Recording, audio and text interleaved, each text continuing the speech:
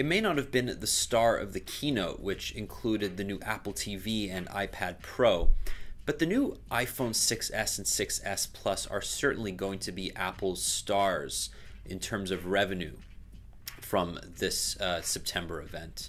My name is Daniel with Mobile Syrup, and you're looking at the iPhone 6s and 6s Plus. This is the 6s Plus, and it is a large 5.5-inch phone that looks very similar to last year's model, even though there is a new rose gold variant that's available.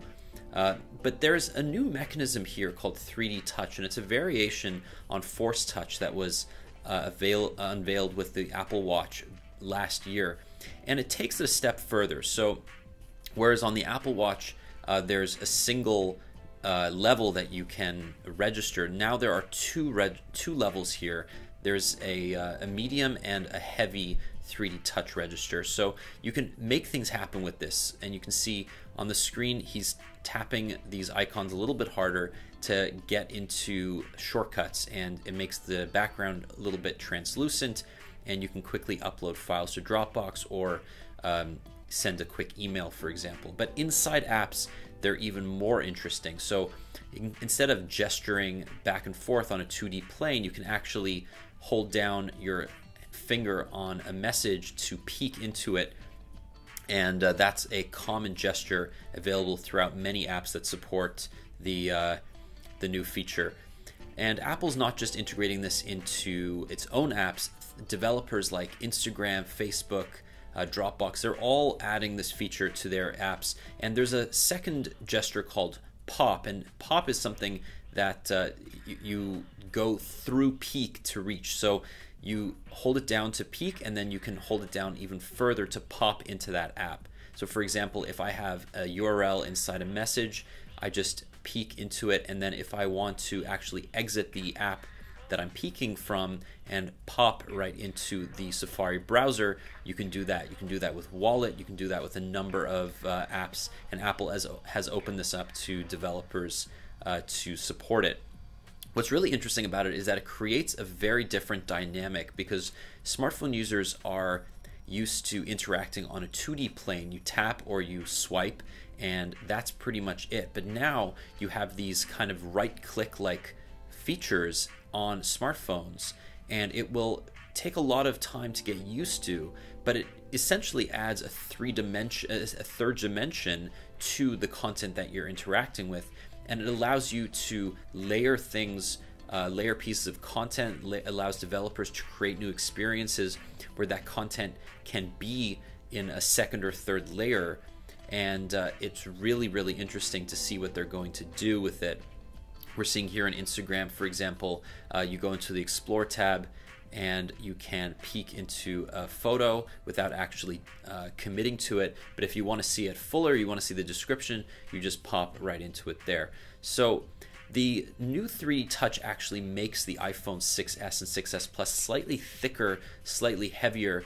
We don't know if Apple increased the battery capacity as a result as well, but these phones are also a little bit better made. Apple's launched a new version of its 7000 series aluminum that debuted with the Apple Watch, and this should be much hardier, a much better material overall. So that's something to keep in mind. Bend gate is a thing of the past now. There's a new feature here as well with the 12 megapixel iSight camera.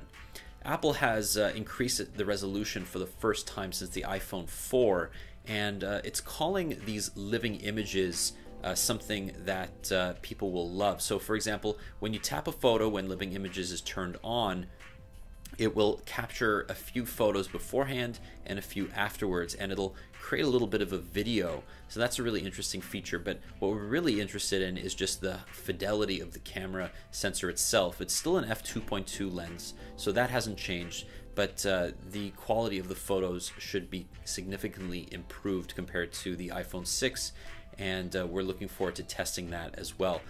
What's a little bit disappointing though is that the actual pixel size has decreased from 1.5 microns in the iPhone 6 to 1.22 in the 6s, and that won't hopefully affect things too negatively, but we'll have to see how low light holds up. Of course, 4K video is a new feature that Apple has has added to the 6S and 6S Plus, and there's even video optical image stabilization on the larger 6S Plus. There's no image stabilization on the 6S, unfortunately. And you can see here with 4K video, you can actually crop and zoom in while you're viewing it, and there's really no image degradation because it's 4 times the number of pixels captured. You can still capture 1080p at 60 frames per second, and 4K is now at 30 frames per second. And finally, with the iPhone 6S and 6S Plus, time-lapse video is now digitally stabilized, which makes them look a lot nicer. So overall, the iPhone 6S, 6S Plus, not enormous upgrades, certainly on par with the 5S and the 4S, which introduced Siri and Touch ID respectively. And then there's the new A9 chip, which promises to be about twice as fast as the A8 found in its predecessors. So lots to look forward to. The iPhone 6S, 6S Plus are going to go up for pre-order on September 12th. They're coming to Canada on September 25th. And they'll start at $899 for the 16 gig iPhone 6S and $1,029 for the 16 gig iPhone 6S Plus, and they go up from there. So expensive phones, but certainly worth it if you're an iPhone fan.